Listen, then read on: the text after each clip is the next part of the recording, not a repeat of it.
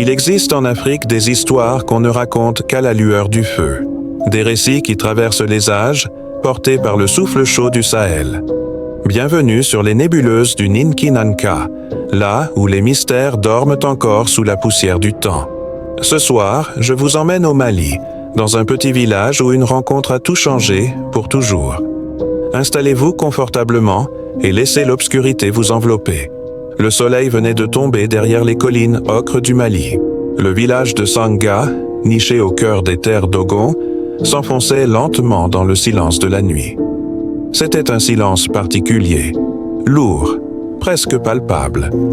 Les anciens disaient qu'un vent étrange venait parfois du fleuve Niger, un vent qui portait avec lui des échos d'un autre monde, un vent qui annonçait les pas d'une femme qu'on ne devait jamais, jamais rencontrer. Cette nuit-là, alors que la lune n'était qu'un fin croissant dans le ciel d'encre, une silhouette apparut à l'orée du village. C'était une femme. Elle portait un long voile noir qui la recouvrait entièrement, ne laissant rien deviner de ses formes ou de son visage. Elle marchait pieds nus sur la terre rouge, mais, chose étrange, elle ne laissait aucune trace. C'était comme si elle flottait à quelques millimètres du sol. Personne ne sut d'où elle venait, ni quel chemin l'avait menée jusqu'ici. Elle s'arrêta au centre de la place du village, là où le grand baobab veillait depuis des siècles. Et sa voix, douce, mais empreinte d'une autorité surnaturelle, résonna dans le calme nocturne. Qui aime offrira un toit jusqu'à l'aube. Un frisson glacial parcourut Telat et Chine des villageois qui observaient depuis le seuil de leur case. La peur s'installa, une peur primale, celle que l'on ressent face à l'inconnu, face à ce qui défie la logique. Les portes se fermèrent, les rideaux furent tirés. Personne n'osait répondre. Personne, sauf un homme. Suleiman. Suleiman était le forgeron du village. Un homme au cœur aussi solide que le fer qu'il travaillait, mais brisé depuis peu par la perte de sa femme. La solitude était devenue sa seule compagne. Il s'avança hors de l'ombre de sa forge, le regard fixé sur la silhouette immobile. Il ne ressentait pas la même peur que les autres. Dans le silence de cette femme, dans le mystère de son voile, il sentit quelque chose d'autre, une paix étrange, une quiétude qu'il n'avait plus connue depuis le départ de son épouse. Sans réfléchir davantage, il répondit d'une voix claire « Moi, je t'offrirai un toit. » Il la conduisit jusqu'à sa modeste demeure. Elle le suivit sans un mot, et dès qu'elle franchit le seuil, une atmosphère nouvelle emplit la maison. Dès cette première nuit, tout changea. Le foyer de la forge, habituellement gourmand en bois, se mit à brûler d'une flamme vive et constante, sans qu'on y ajoute la moindre bûche. Le fer que Suleiman travaillait le lendemain semblait plus malléable, et les outils qu'il créait brillaient d'un éclat surnaturel, presque magique.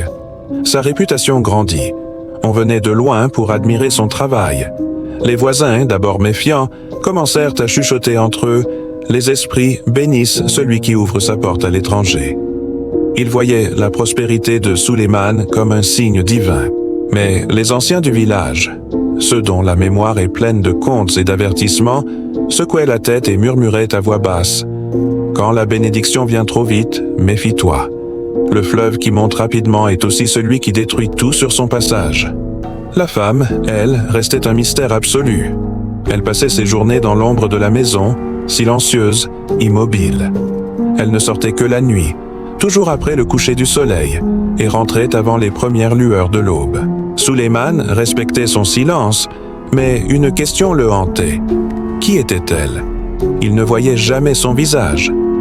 Chaque fois qu'il tentait de croiser son regard ou que la lumière menaçait de révéler ses traits, elle détournait la tête avec une grâce infinie et murmurait d'une voix à peine audible « Certaines choses ne se montrent pas.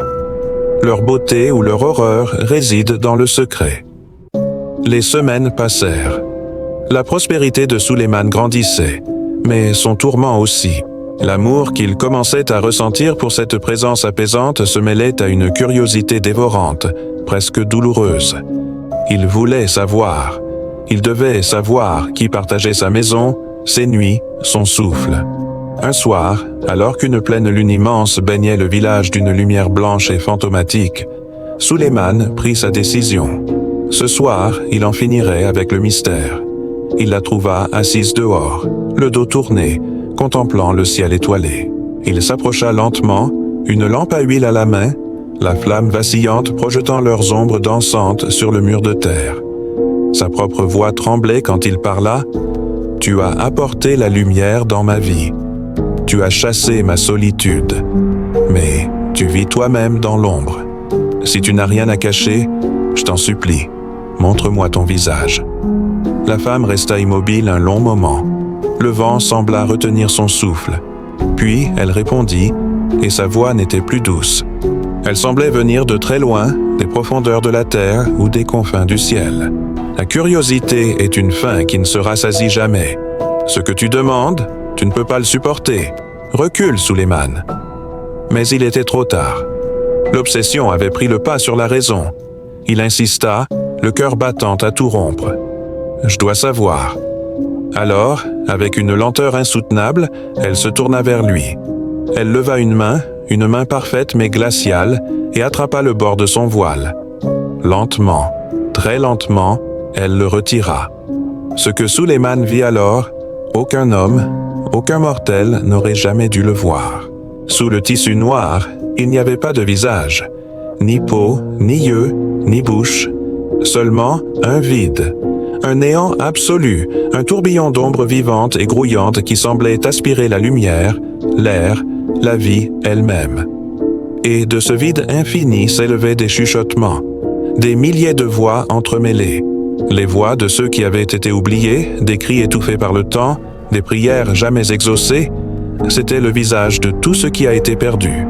La lampe à huile s'éteignit d'un seul coup, comme si une main invisible avait soufflé sa flamme. Un vent glacial et funeste traversa la maison, emportant avec lui la chaleur et la vie. Suleiman ouvrit la bouche pour hurler, un cri de terreur pure et absolue, mais aucun son ne sortit de sa gorge. Le silence l'avait avalé. Le lendemain matin, alertés par le calme inhabituel qui régnait autour de la forge, les villageois s'approchèrent. Ils trouvèrent la maison vide. La femme avait disparu. Le feu dans la forge était froid, couvert d'une épaisse couche de cendres grises. Le fer, autrefois si brillant, était couvert de rouille, comme s'il avait vieilli de 100 ans en une seule nuit. Et sur la table en bois où ils avaient partagé leur repas silencieux, une phrase était gravée profondément, comme brûlée dans la matière. « Ne cherche jamais à voir ce que Dieu cache. » Suleiman, lui, n'a jamais été retrouvé. Depuis ce jour, la légende raconte qu'à chaque pleine lune, une femme voilée traverse le village de Sanga, silencieuse et insaisissable. Ceux qui ont le malheur de la regarder trop longtemps dans les yeux, même à travers son voile, se réveillent aveugles le lendemain. Et ceux qui, plus fous encore, tentent de lui parler, ne parlent plus jamais. La morale de cette histoire est aussi simple que terrible. Certaines vérités, certains mystères sont faits pour rester voilés. Chercher à tout comprendre, à tout voir, à tout savoir, c'est parfois oublier que la plus grande des sagesses, c'est de reconnaître les limites. C'est de savoir s'arrêter avant l'interdit. Car derrière certains voiles, il n'y a pas la vérité, mais le néant. Si cette histoire vous a fait frissonner, si elle a réveillé en vous cette fascination pour les mystères de notre continent, alors abonnez-vous à Les Nébuleuses du Ninki Nanka. Ici, chaque légende africaine cache une vérité que peu osent regarder en face. Partagez cette vidéo si vous aussi, vous croyez que tout mystère n'est pas fait pour être révélé. Merci de votre écoute et à très bientôt pour un nouveau voyage dans l'ombre.